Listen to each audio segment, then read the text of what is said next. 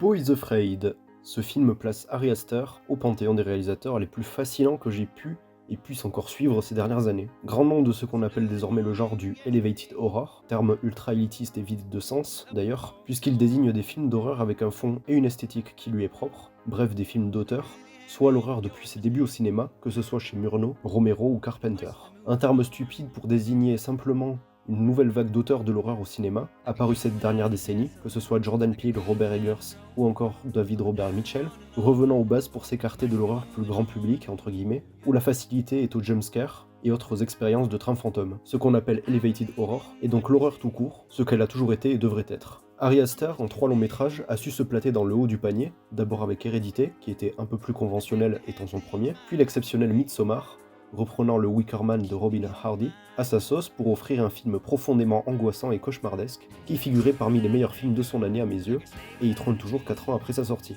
Il nous livre ici la synthèse de tout son cinéma, une accumulation d'éléments tous les plus anxiogènes les uns que les autres, qui regroupe toutes les imageries les plus inconfortables, stressantes et angoissantes qu'il ait pu nous livrer depuis ses premiers courts-métrages. Mettant son personnage le plus à mal possible, le monde s'acharnant sur lui et Aster prend un malin plaisir à le maltraiter, il devient sa création, son enfant, et le film parle de tout son rapport tyrannique avec sa mère, sa seule figure parentale, qui le maltraite et le manipule, lui ayant fait culpabiliser et avoir peur d'absolument tout pendant toute sa vie. Il se confronte tout au long du film à toutes ses peurs et se rejette sans arrêt la faute dessus,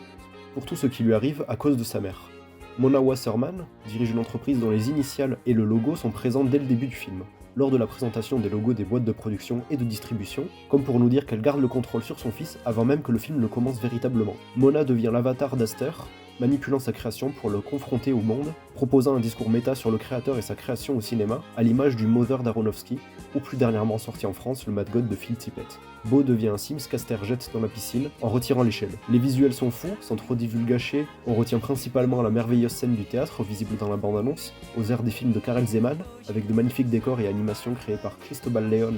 et Joaquin Cosina, les réalisateurs de La Casa Lobo, et une photographie de l'habituel chef opérateur d'Aster, Paweł Pogorzelski, qui nous offre à nouveau des images purement horrifiques qui resteront autant gravées dans ma mémoire que le vieil homme au bord de la falaise dans Midsommar. Un véritable cauchemar éveillé aux allures de Lynch parfois, avec quand même sa propre identité, ne laissant aucun répit à son protagoniste, enchaînant les péripéties et les symboliques, parfois peut-être un peu trop, ne laissant pas son histoire assez se développer au profit de ses symboles, à l'image du cinéma de Peele, mais ce n'est jamais dérangeant tant le film est généreux, essoufflant, épuisant, une proposition de cinéma comme j'en vois peu, poussant ses idées et concepts à 100% et prenant autant de risques que possible, Aster sait prendre parti et ne se moque jamais de son public. Un enchaînement de courts-métrages, avec chacun sa thématique et son potentiel horrifique poussé à un point jusqu'au boutiste pour nous laisser passer par toutes les émotions, c'est pour le moment mon film de l'année. Je comprends pourquoi il divise tant et qu'il plaise ou pas, il est clair qu'il ne laisse personne indifférent, et je préférerais ne pas trop aborder le récit et son contenu pour vous laisser profiter de ce que je considère comme un chef-d'œuvre. Mommy Issues le film, sur 20.